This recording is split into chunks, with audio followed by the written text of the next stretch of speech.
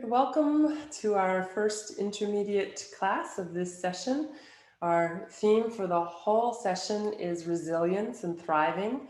And we are, let's face it, we're in pretty stressful times.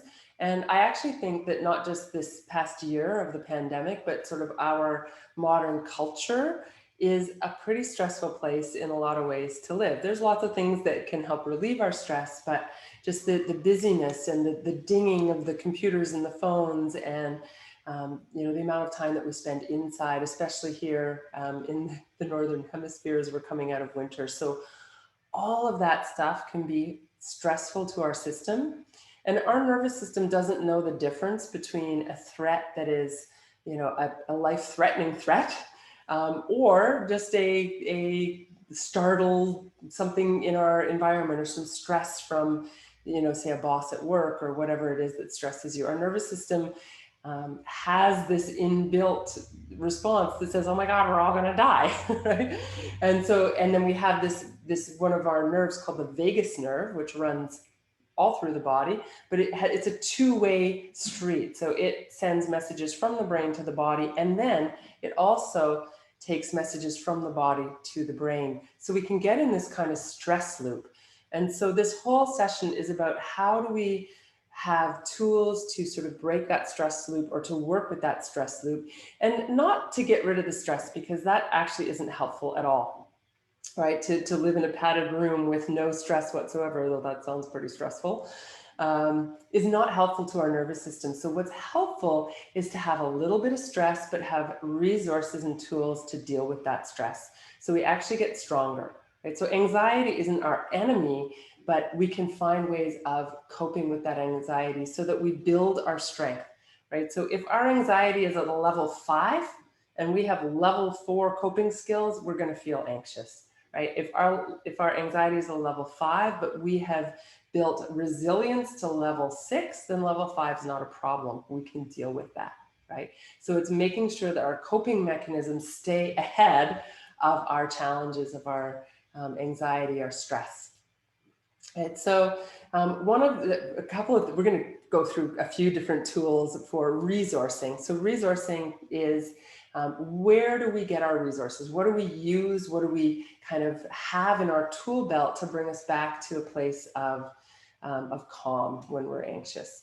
So we're going to look at some of those resources today. We're going to keep looking at different ways of doing that over the session and go from there. So today, and I'm going to go to sit on the mat and we can all be together there. So just get comfortable and we'll get into it from there.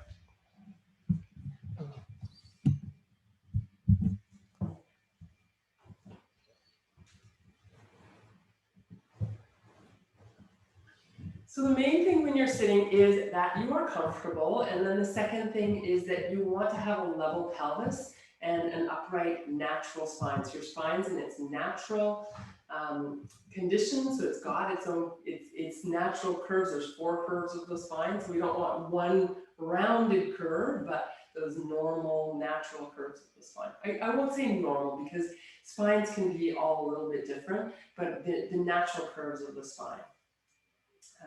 In its relaxed state.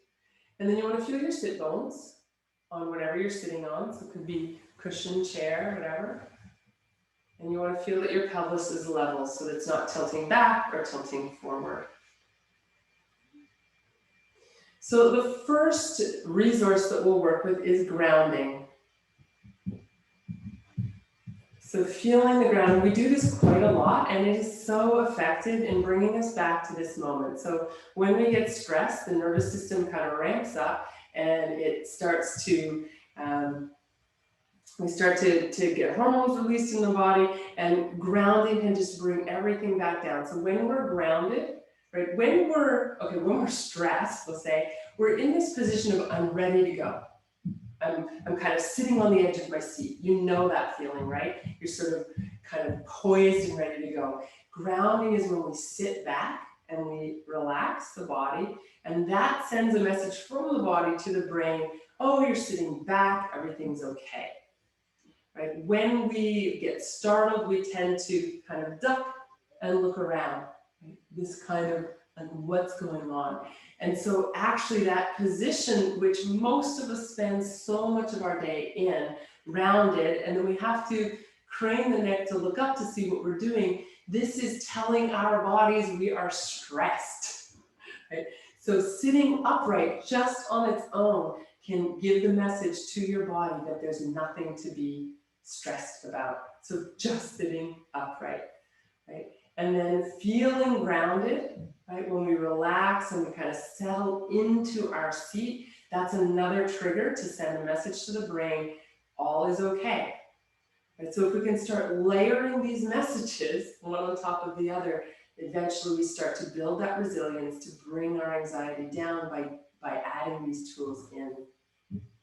So grounding, sitting upright already, we're sending messages to the nervous system, to the brain. And then if we can soften the belly, that's sending another message to the brain. Right? When we get stressed, we tend to clench our stomach muscles. So can you relax the belly and let the brain know that there's no threat?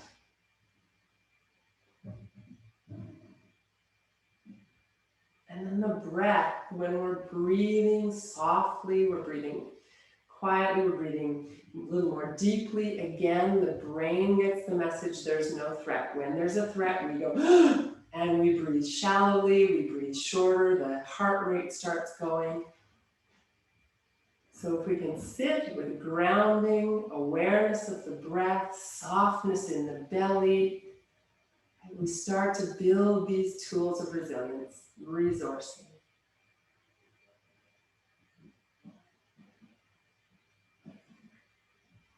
So I'm going to add one more piece here, which is intention. So I'm going to invite you to take your arms to the side, stretch them out. Take a big breath in and reach up. Just feeling yourself expand. Bring your hands together and bring them down into the space in front of your chest, so the center of your chest or heart center. So I invite you to get quiet here and tune into what would you like to gain from this practice today? What is your intention? What are you going to put into the practice? And what do you hope to get out of the practice? And so you might choose to put your full attention, that you're really going to focus on putting your full attention into the practice today in order to come out the other side feeling more calm, more relaxed. Whatever your intention is, it could be similar, could be something completely different from what I just mentioned.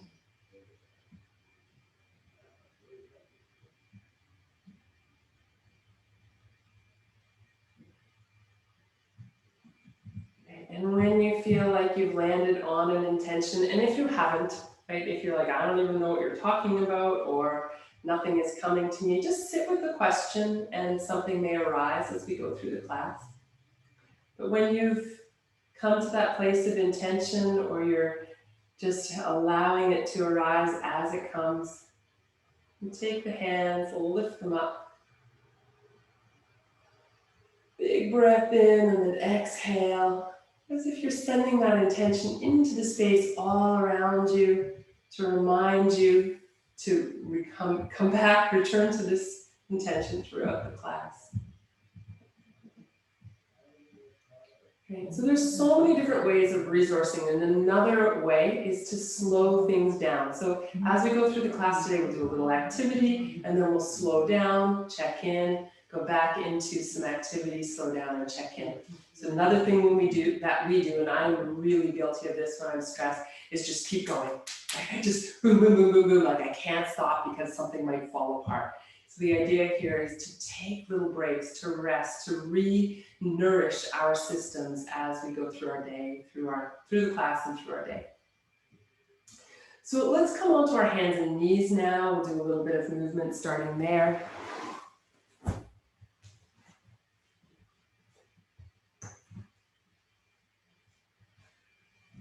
So lining up your knees under your hips, your hands under your shoulders. And you can let the chest come forward as you arch the back. Keep the head in line with your spine so you're not cranking your neck back. Breathing in here, exhaling, rounding, or rounding and going to child's pose as you like. So inhaling, arching. And our movement today is really just about getting back into the swing of the practice, stretching and moving in a way that feels good. So really, really encourage you, as always, to tune into your body, to not force your body. Forcing the body becomes really counterproductive. The body resists and it creates tension. Great. If you want to add a little more challenge here and keep things dynamic, as you lift up, one arm on the opposite leg reaching out and then coming back. And then other arm and leg reaching out and back to child's pose or just rounding. So maybe a couple more.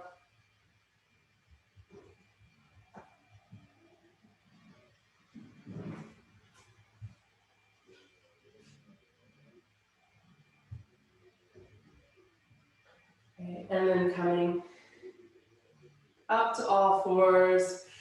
Okay, and we'll do a little side to side movement, and really any movement that feels good to you. So you can circle the hips around. I encourage you to let your head go. So sometimes people are circling the hips and the head is just cranked in one position. So getting that movement all through the body. You can move back toward the heels, side to side, whatever feels good.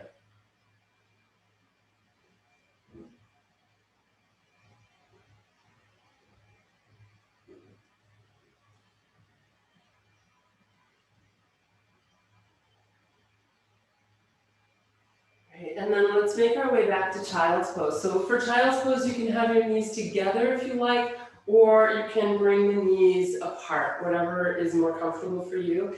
And today, really, I'll give you options. I really encourage you to choose the position that's most comfortable for you, not the one that you think is better or that you always choose, but what feels good right now. Maybe it didn't feel good last week, maybe it won't feel good next week. What feels good now.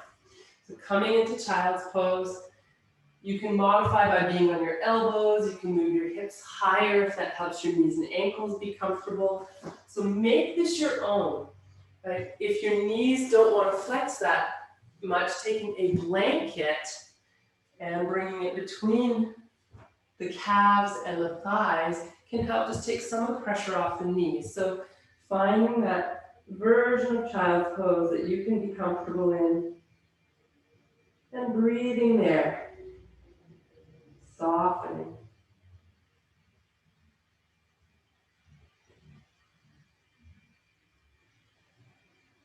Can you feel the breath moving into the back of your body?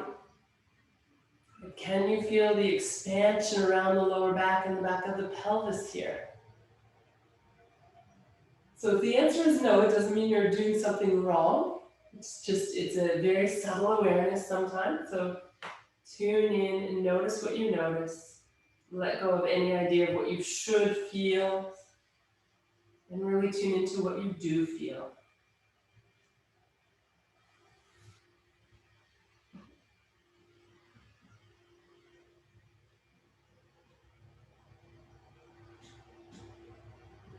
So we'll take a couple more breaths here in child's pose.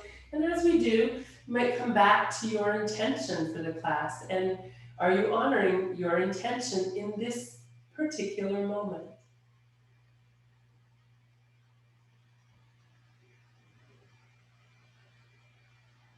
And then as you're ready, let's come back up to all fours. You can move any props that you might have used to help you be in that pose comfortably. And let's tuck the toes under now. So work a little bit with the feet. So caution if you have arthritis in your big toe joints, very, very cautious with this one. Or if you have cramping in your feet, you may need to stop and come back to it. So tucking the toes under, and we're going to slowly shift the weight back until you feel some stretch in your feet. And my feet feel really tight today. So you can kind of bring the weight back and then forward. And if you need to release your feet, you can kind of just tap them on the ground to bring a little blood flow, and then tuck under again, shift back. Check in with your feet. This is not feeling very good to me today, so I'm going to keep taking little breaks. Some days I can like sit back really comfortably like this. Not so much today, so if you can sit back comfortably, do that. It's interesting when you start to move and you realize what's in your own body that you maybe weren't aware of. So feeling my feet a little more than I thought I would today. And again, you can just shake them out in between. When you come back, so you're not overdoing it, really honoring your body. Good, and maybe one more, finding a position. So it could be a little forward or sitting right back. So now I've warmed up enough that I can slowly sit back. But no, that's still too much. So I'm going to honor that, and I'm going to come forward. All that walking and hiking, I guess, and horseback riding has given me tight feet this week. So when you come back again, just give them a little shake. Okay, and we'll work now a little bit with the ankles. So we'll take one foot, stretch it back, bring your toes down, ankles and calves here, and gently press back with your hands to stretch the calf a little. And then other side. So your toes are under, leg is back, leg is straight now. You're kind of anchoring the toes and pushing back through the heel to feel some stretch in your ankle and calf. Okay, take breaks anytime you need to for your wrists. This is always important. And then if you feel ready for downward dog, we're going to come up into downward dog. So for downward dog, you want to really think about keeping the shoulder blades down and wide. So if you have your hands on the mat in front, you're kind of pulling back with your arms and down, and almost like you're trying to pull your hands together or your elbows together, and that kind of keeps some space between your shoulder blades. So let's plant the hands a little ahead of the shoulders. Tuck your toes under. So before we even lift, think about shoulders down, wide across the shoulder blades, hands spread, weight even across the hands, and then when you're ready, you can lift the knees, let the head come between the arms, and then imagine you're either pulling your hands towards each other on the mat or trying to draw your elbows in towards each other to create a little more space between your shoulder blades. Now, knees can be bent, your weight can be a little over the arms if you need to for your shoulders, or you can press into the arms and really lengthen out through the armpits. And then walk on the spot. If you need to come down before I make that suggestion, please do. We're walking on the spot to bring a little more opening into the calves.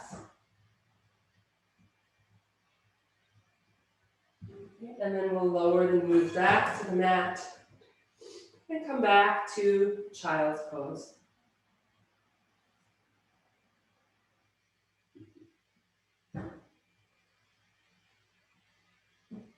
Taking a few breaths there. And then when you're ready, you can either come to sit up on your heels, or if it's more comfortable, just come to sit for a moment. We'll do a little bit of release for the wrists.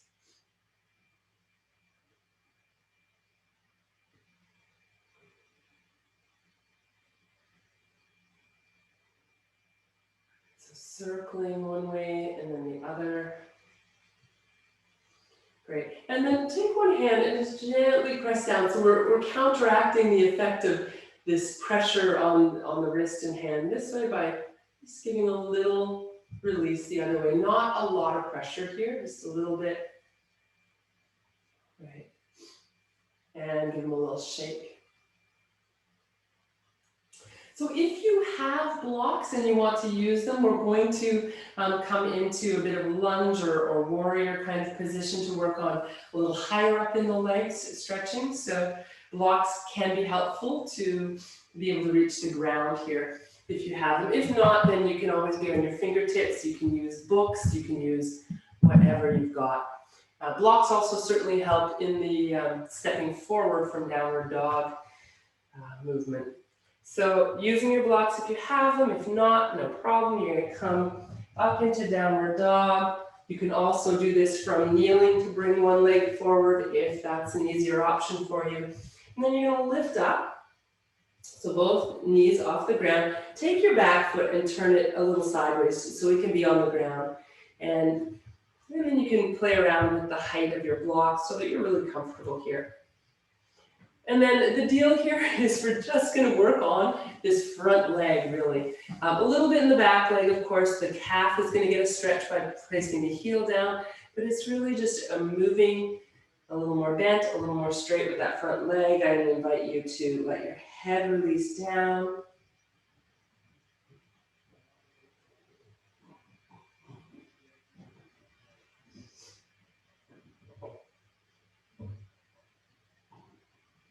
If you find a place where your leg can be straighter and that's comfortable for you, go ahead and stay there a few breaths. Let your head release down and try to soften everywhere in your body that is not required to hold you upright.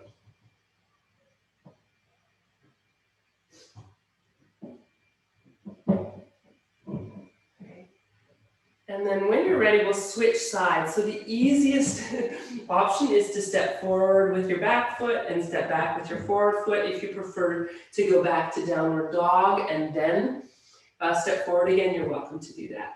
So same thing here. We're going to bring the back foot out to the side a little, press the heel down, and move a little more bent, a little more straight with that front leg. So we're really tuning into where are our edges, right? Where does my body say enough, stop? And ideally we want to stop before we get to a point of stress. So if we force our bodies, that is stressful on the body. Right? And like I said, stress isn't bad, but we don't want to overdo it so that the body shuts down or goes into a fight or flight mode. Right? We want to be able to stay within what's called our window of tolerance, where we're relaxed enough to deal with the challenge or the pressure of what we're bringing on ourselves. You can let the head release down, find that place where the leg is straight enough to feel a stretch, but bent enough to be comfortable, and breathe.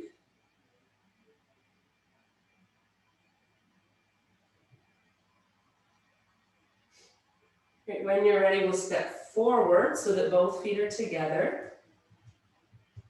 Bend your knees, let your chest come to rest toward your thighs. Let your head hang down, or if it's more comfortable, elbows on the thighs above the knees. You can hold your elbows if you like, or let the arms dangle. And take a few breaths here. So stretching the back of the body.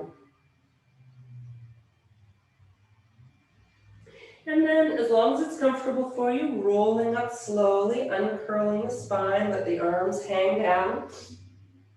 And come up. In your own time, bring the head over the shoulders. So just come to mountain pose and pause there for a moment.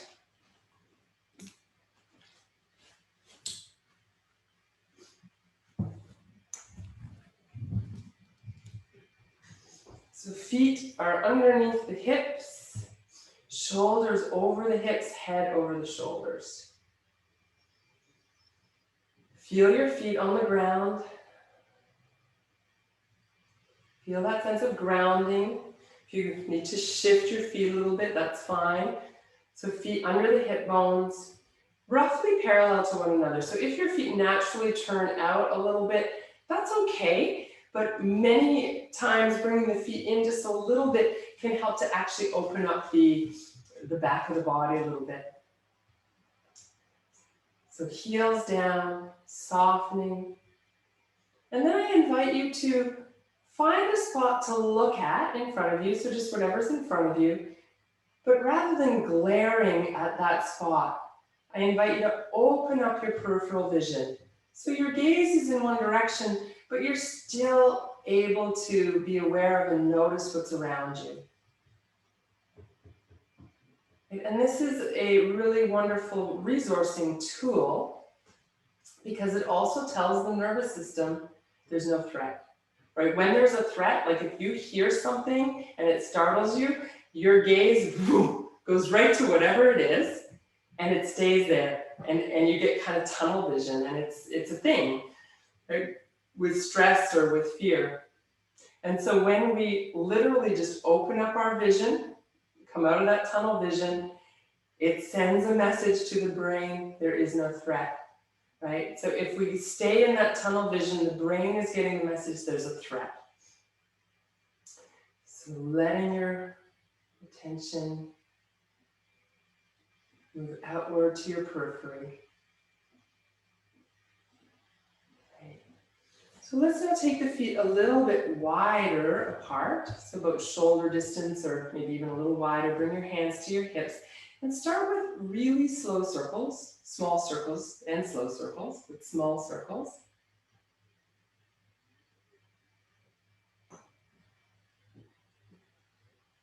And then as that feels good to you, you can make your circles a little bigger.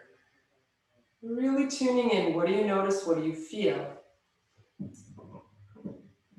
Tuning into what we feel in our bodies is an amazing way of, again, resourcing. We're going to talk a little bit more about that next week, the felt sense. Go the other direction as well. But when we're stressed, we tend to ignore our bodies. Right? When we're relaxed, we can enjoy being in our bodies a little bit more. Right, let's come back to the center, keeping the feet wide, keeping the knees soft, taking one arm up, reaching up, lifting up and over. Exhale as you go to the side.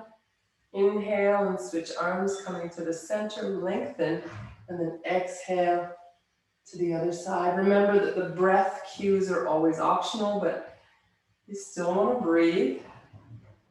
So if you prefer to breathe at a different time or rate, then I'm suggesting listen to your own body.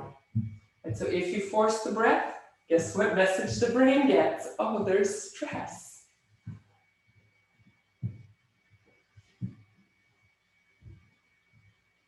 Right, and then let's come back to the center, releasing both arms down, and you can walk the feet a little bit wider now. And the width is going to be according to what's comfortable for you. In the Iyengar school of yoga, which is a very regimented form of yoga, they say to take the arms out and that the ankles should be under the wrists. But for me, that would be probably a little too wide, right? So there's really no right or wrong. There's just, that is one guide, but you can certainly be closer in. And I'm just going to choose to be a little closer in because I feel more balanced and more comfortable here. So then taking one foot, turning it all the way to the side, and your back hip, your hips will kind of swivel towards that leg a little bit, and that's fine, but we don't want to turn all the way. So hips are still facing towards the front where they were a moment ago, and then bending that knee. So this thing with the hips, you want to bring the hips around enough so that your knee lines up right over your ankle. So if you try to keep the hips all the way in the same direction they were facing, this knee is going to tend to want to turn in. So we turn the hips enough just to get that knee over the ankle in a comfortable position. And then from there, arms to the sides. The other thing we want to do is have that knee over the ankle front to back as well. So we don't want to have a straight leg. We don't want the leg to be bent more. So this perfect little place. And then if there's a little variation, that's fine. Arms parallel to the ground, straight out to the sides, chest lifting. Good. Now find ease here. This is Warrior Two. And Warrior Two is not a difficult pose for the first 5 minutes. But let me tell you, hold this pose enough and you start to really feel the effort. And I'm not going to suggest that we do that today, but I do want to invite you to feel the strength of this pose. Shoulders down, heart lifting. If you want to be challenged more, widen the legs, drop down a little deeper. Your legs will have to work a little hard. Keep moving this knee back so it's over your ankle. Stay engaged. Right, now we're going to reach over towards the bent leg and then bring the forearm or the hand onto that thigh, reaching the other arm up, or if it's more comfortable for your shoulder, behind your back with the palm facing away. Right. Now, if you want more of a stretch here, you're going to take the arm and reach it overhead, turn the palm towards the direction that the top of your head is, so that as you bring the arm overhead, the hand will be facing the floor. And then drawing down with the shoulder, and then thinking about creating a long straight line from the back foot to the top hand. Right? So rather than having your hips sticking out of that line, you want to bend that other knee and grow that line along. So even if you can't see yourself doing this, just imagine reaching along that line. Good, let's come back up. Warrior two. You might feel your legs now, depending on how far you've chosen to bring them apart. Let's lower the arms. Bring the feet parallel, and let's step the feet together. Give a little shake. And then I invite you to pause again, back in mountain pose. Open your peripheral vision. Notice your body, feel the ground. Let the breath relax.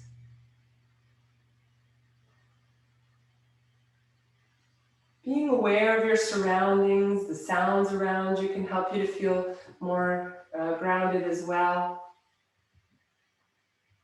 Orienting, noticing what's in your space around you. It's the same idea of opening your peripheral vision. All of these things help to give the brain a message. And they all sound really simple, right? It's not like going for therapy and we have to talk through all of our stuff. That can be super helpful, absolutely. But what are the little things that we can do when we feel our heart rate rising? Okay, what are the little things that we can do when we feel our muscles tense? So feet wide again, we're going to come into the pose on the other side. So again, finding the width that works for you, turning one foot out. I don't know if I mentioned this back foot on the other side, but usually it's going to turn in slightly in the same direction as the foot that you've turned all the way out to the side. But that can vary depending on the shape of your hip, knee, ankle, foot. So you're going to find the position that works comfortably for you. And then bending this knee, you want to again make sure that it is centered side to side, front to back over your ankle. And if it feels like you want to work harder, you go wider to get lower, right? As opposed to staying with a narrower stance and going lower by taking the knee past the ankle, which is a strain on your knee. So finding that position, coming into warrior two, checking that knee is in a safe place, arms to the sides. And breathing. So in general, the gaze for warrior pose is off the hand that corresponds to the bent knee. You're looking off into the distance as if you're sighting something, but at the same time, you're aware of everything. Right? You're aware of everything around you.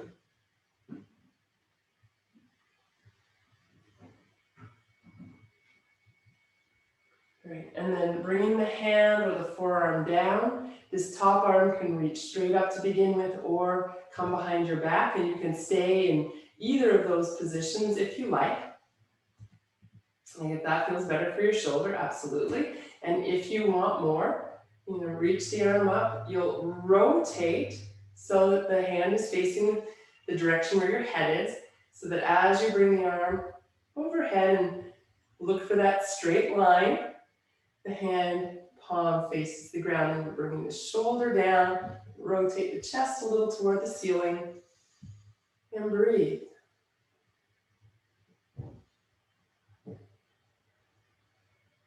Traditionally in this pose, the gaze would be up to the top of the hand or to the palm of the hand. For me, I find that's too much for my neck, so I'm just going to look forward. You can look forward or you can even look down. When you're ready to come up, you're going to lift back up to warrior two. Pause here, feel the strength in your legs. My legs feel like they're working a bit now. Yours might too, maybe not. Depends on what you did yesterday and what you do in general in your life. Good. And then you're going to straighten the front leg, release the arms, Turn the feet back parallel and step your feet back together. Give a little shake.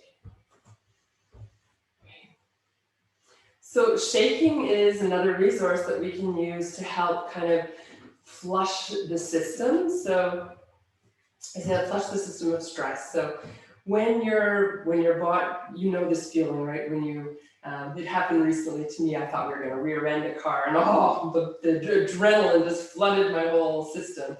And then afterwards, I felt all this buzzing energy. So you need to expel that energy from a stress response, usually through movement.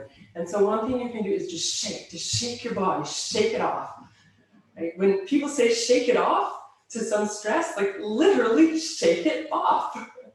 Your body needs to move to discharge the stress response. Right?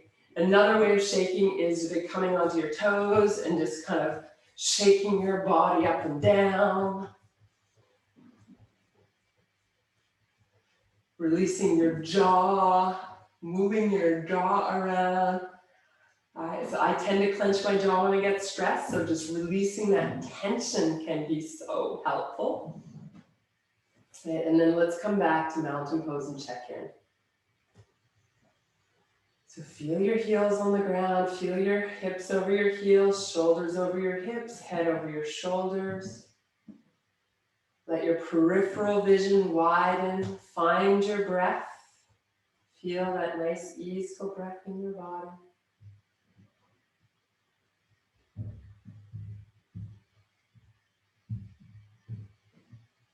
Beautiful. So let's move now into a sun salutation. And I'll just take it nice and slowly. So I'm going to move towards the front of my mat here so that I've got space to step back, and you can do the same. So you want to be, it doesn't matter if you have a mat or not, you want to be forward in your space so that if you step back, you're not stepping onto anything or anyone. Right. So when you're ready, inhale and lift. Good. Let's a little back bend. Exhale, forward bend. And let's pause here in the forward bend. Inhale, hands to shins, lengthen. Exhale and pause again. So we'll hold for a few breaths.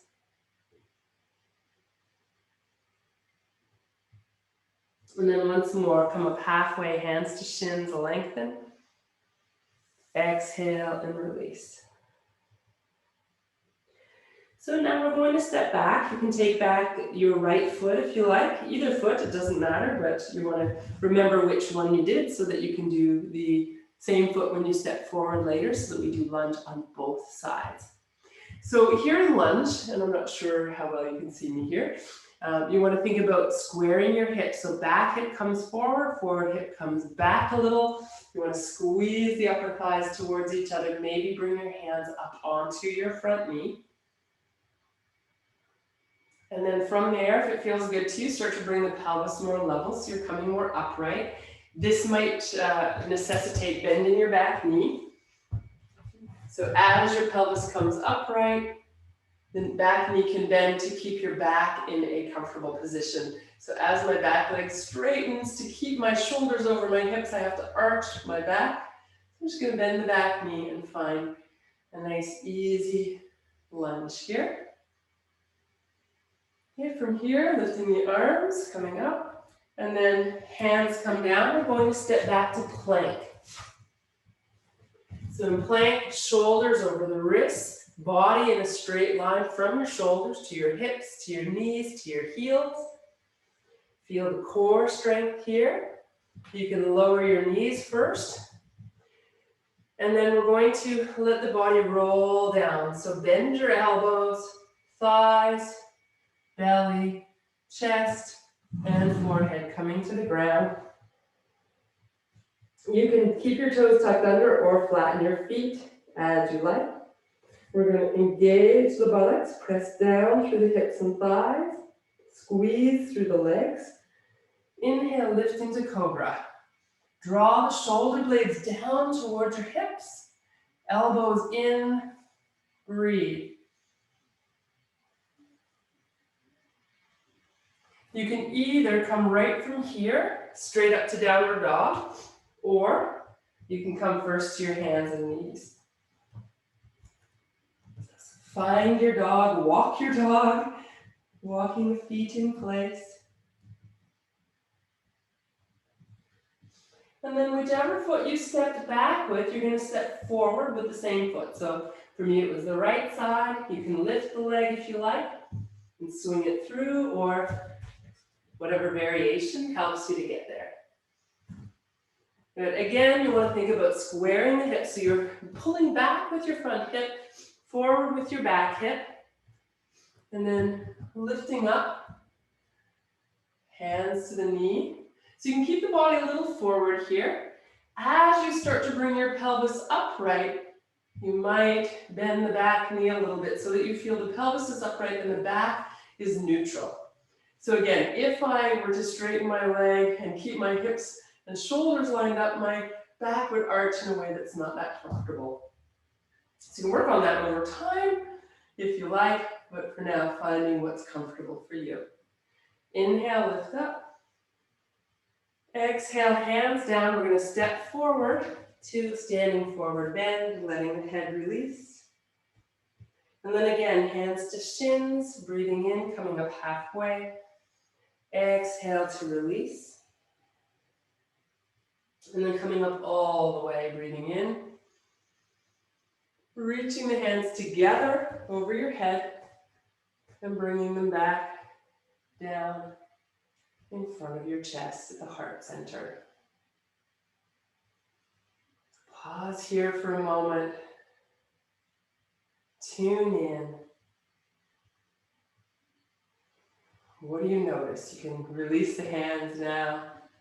Feel your heels on the ground. Feel your breath. Be aware of your body. Open your gaze. Let your peripheral vision expand.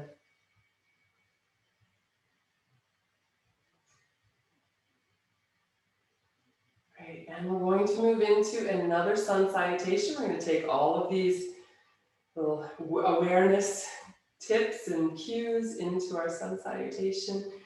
So again, you want to be near the front of your space, so you've got space to step back.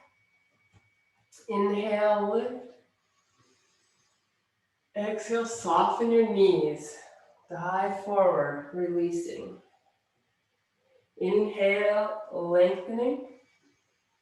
Exhale, fold forward. So if you were working with the right side like I was last time, you can take the left foot back this time. And again, we want to square the hips. Engage through the upper thighs, through the hips, coming up, hands to the knee. If you like, again, you can lift all the way up, maybe bending the back knee a little, maybe keeping it straight this time. See how you've warmed up over the last sun salutation. Then hands down, we're going to step back to plank. From plank, you can either bring your knees down and roll down as we did before, or you can very slowly make your way down in a push-up. And either way, we want to engage the hips, the thighs, press down into the mat. Inhale, lift into cobra, elbows in, shoulders down, neck long, so you're looking down. All right, this time let's come up to all fours. And again, you can either keep your knees together or move them apart as we come back to child's pose for a few breaths. You can make your way to whatever version of child's pose is comfortable. And breathing.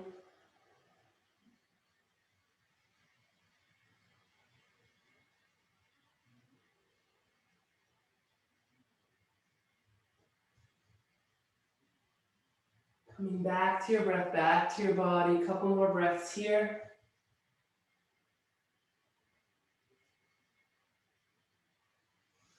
And then when you're ready, coming back up to all fours. Tucking your toes under. Lifting to downward dog.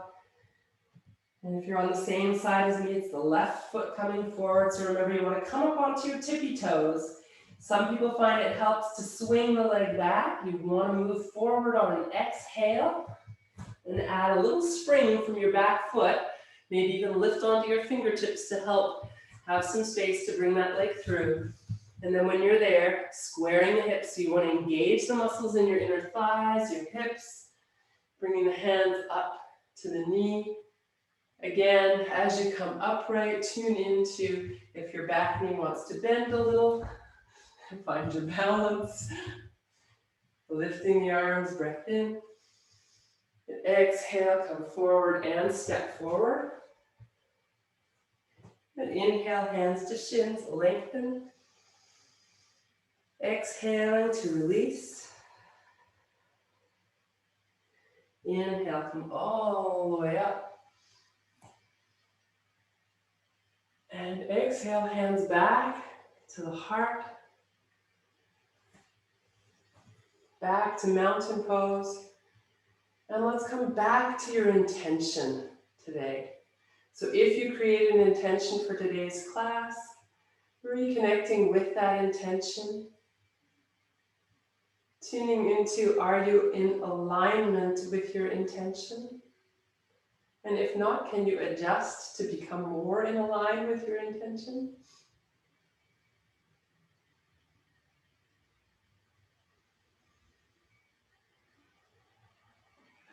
And then big breath in. As you exhale, release your arms. Okay. Step the feet apart a little ways. Soften your knees and let's roll the shoulders. You can let the head go. Let the hips go.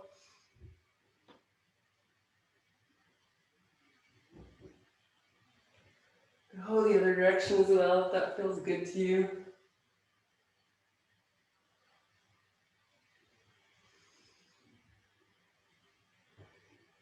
Right, and then let's one more time come back to mountain pose. Finding a gaze at whatever is in front of you and then opening your peripheral vision. Feeling grounded, feel your heels on the ground. Feel yourself right here, right now.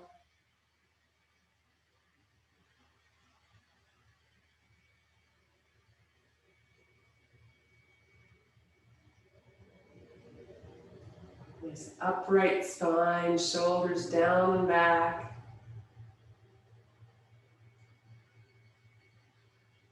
And right now we're using several resourcing tools to bring our attention back, to be present. And so we're going to come to lie down on the mat, so you can take your time to come down onto your back, and I will see you there in a second.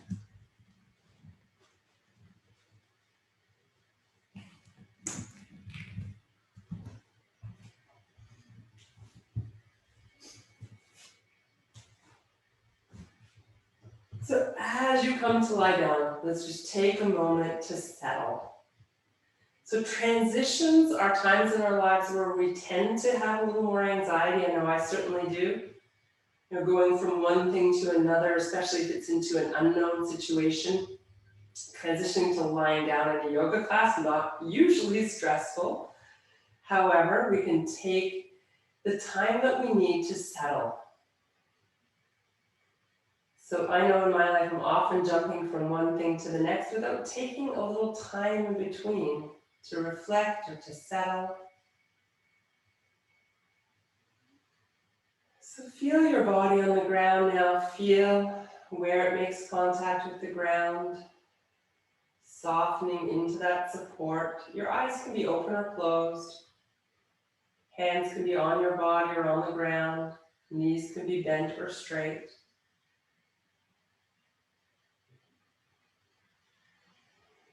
And we're simply meeting ourselves here, letting ourselves catch up so that we are together, body, mind, breath, emotions, spirit.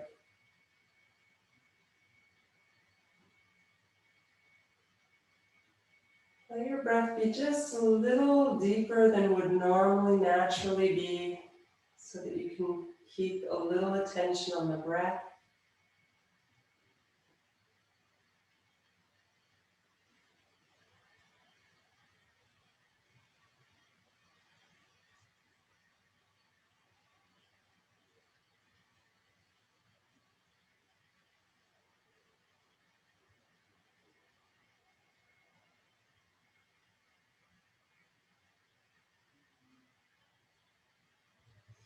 And then from there, let's bring the knees up in toward the body. Stretch the lower back a little after standing. You can rock a bit from side to side and give a bit of massage to those big muscles around the lower back.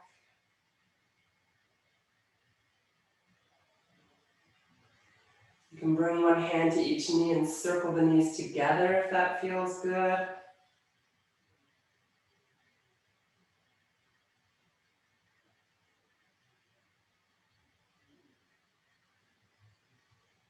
Try each direction.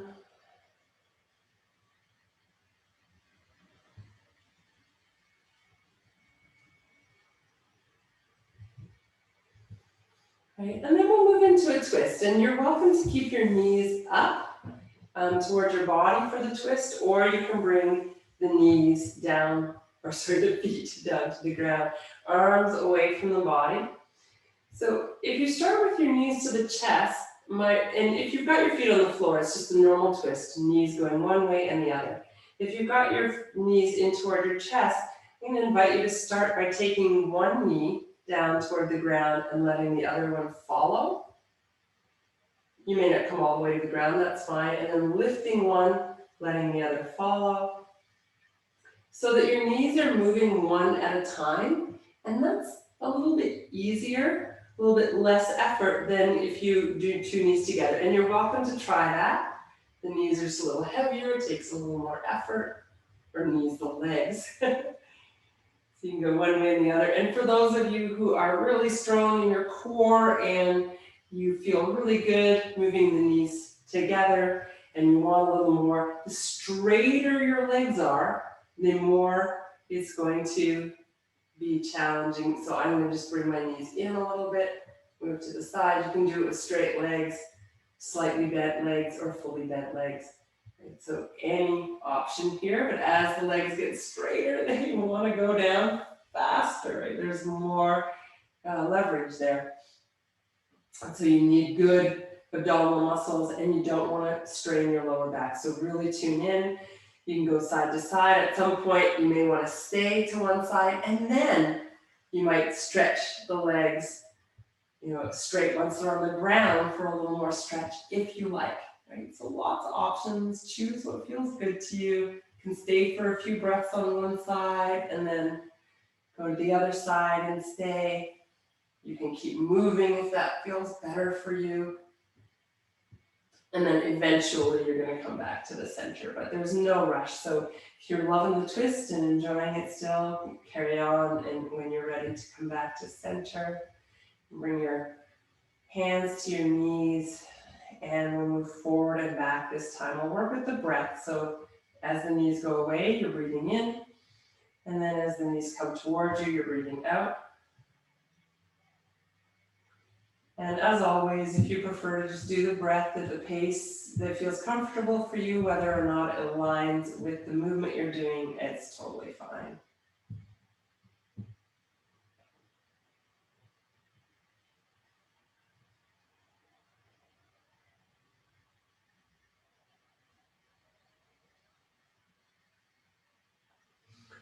And then stretching the legs toward the ceiling, arms toward the ceiling, circling the wrists and the ankles. And again, you can shake. That shaking is really helpful just to shake it off. Any holding or stress or tension in the body still. And then when you're ready, you can hug the knees in, release the feet to the ground. And then I invite you to find a comfortable position for Shavasana. So take your time, take a couple of minutes as you need to find the position that's going to be most comfortable. For most people, that's lying down. For some, it is sitting, so you can choose. Sitting is a nice option if you feel like you're kind of sleepy and you don't want to fall asleep and you've got things to do, so you want to stay alert, then you might choose instead to sit. So wherever you are, comfort is key. So have a blanket over you, a pillow under your head, or a bolster or a cushion under your knees if you need it. So just take your time, excuse me, to make sure that you are as comfortable as you can be in this moment. Right, so comfort and ease is also something that gives our nervous system the message that there's no threat. Right, so if we're at ease and we're comfortable, then the brain is like, okay, everything's fine. But if we're kind of sitting on the edge of our seat and we're tense, then that's the opposite message.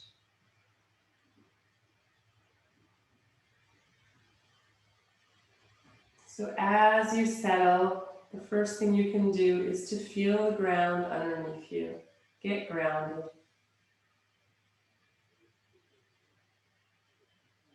Let your body soften into that support. If you were working with an intention today, you can come back to that intention and check in if you're in alignment with it here.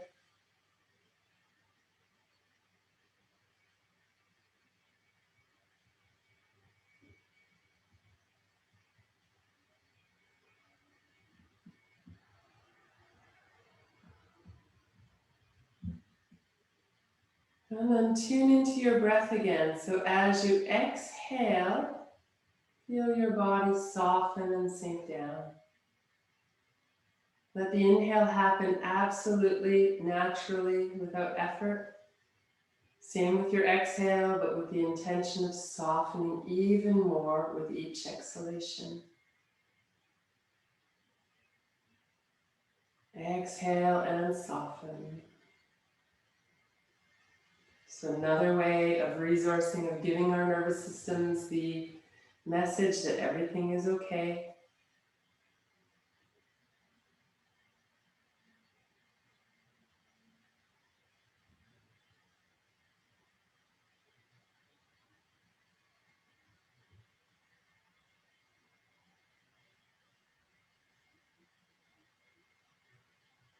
Feel your jaw release. Let all the muscles, those big muscles that support your jaw, let them relax down into your neck, up into your temples. Let the skin of your scalp relax as the head releases and all the muscles of your face soften.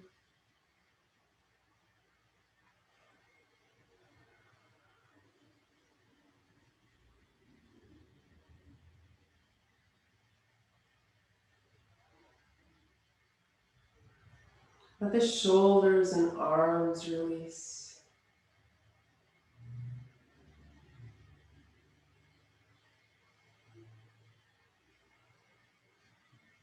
The hands soften. You really tune into your hands, clenching the fists, clenching the hands, again, gives our body the message that there's stress. When the hands are relaxed, the message goes back to the brain that all is okay. So we want to give our brains the message in as many ways as possible that there's no threat, there's no stress, everything is fine.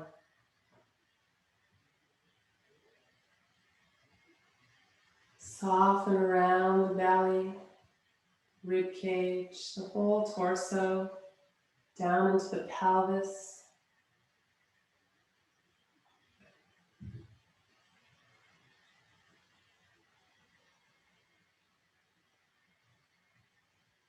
Softening, releasing, and relaxing the muscles of your thighs and hips,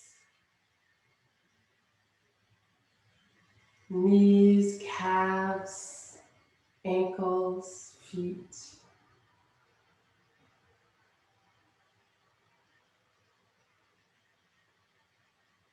Wherever there's tension, Invite it to soften with each exhalation. And where you're unable to soften, bring compassion. And if you've been dealing with anxiety and stress on a chronic basis for a long time, it will take some time to build the resources, to build the strength.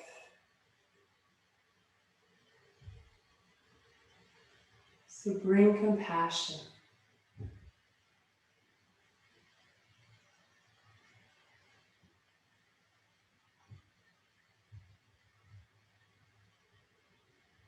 So no matter what happens, your own body and your own mind become your safe haven.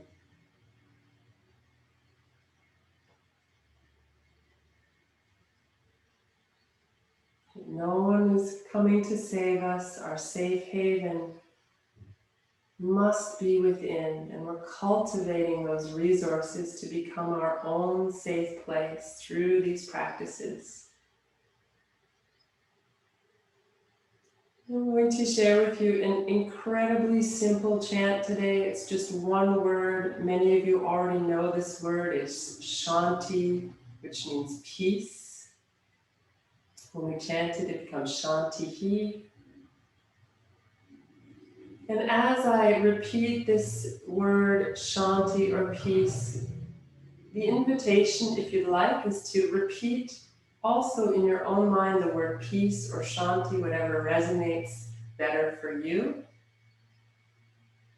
And as you repeat that sound and breathe, imagine that you're sending peace to every cell of your body through your mind, the repetition of the word, through your breath, breathing it into your body, through your awareness, expanding to open to that peace in your body, mind, heart, spirit, breath. Shanti.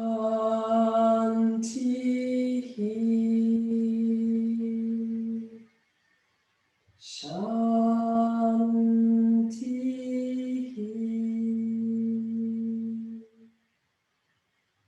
Shanti.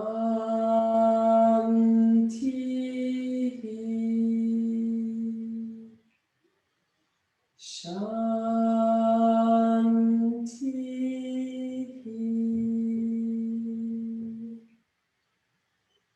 Shanti.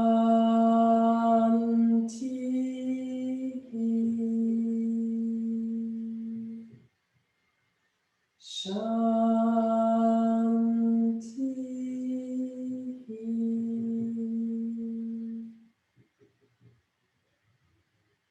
Continue to breathe that peace into your body, fingers to toes, to the top of your head.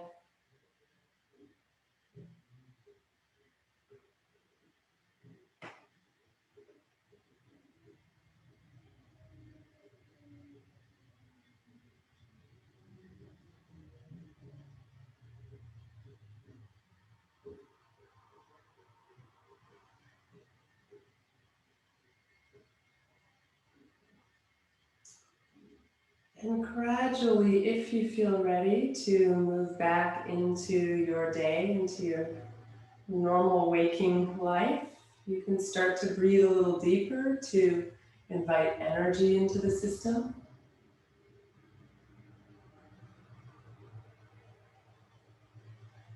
As you're ready, you can start to move. Maybe start with your fingers and toes, ankles and wrists, wherever wants to move, gradually making those moves bigger, fuller in your body.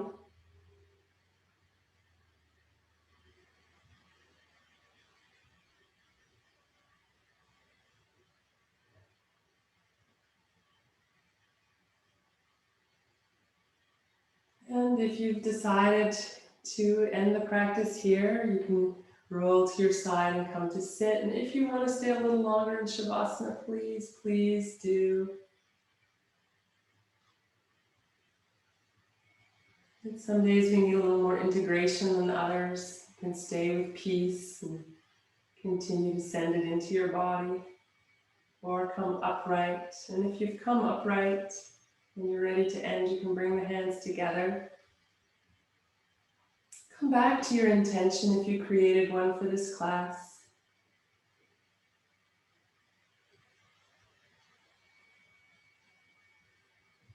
And if it's appropriate with your intention, you might take it off the mat and into your day.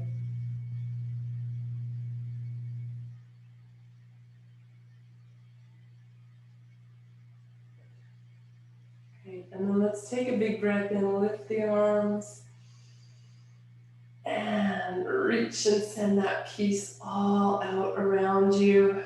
Bringing the hands back together. And thank you so much for joining me today. Namaste.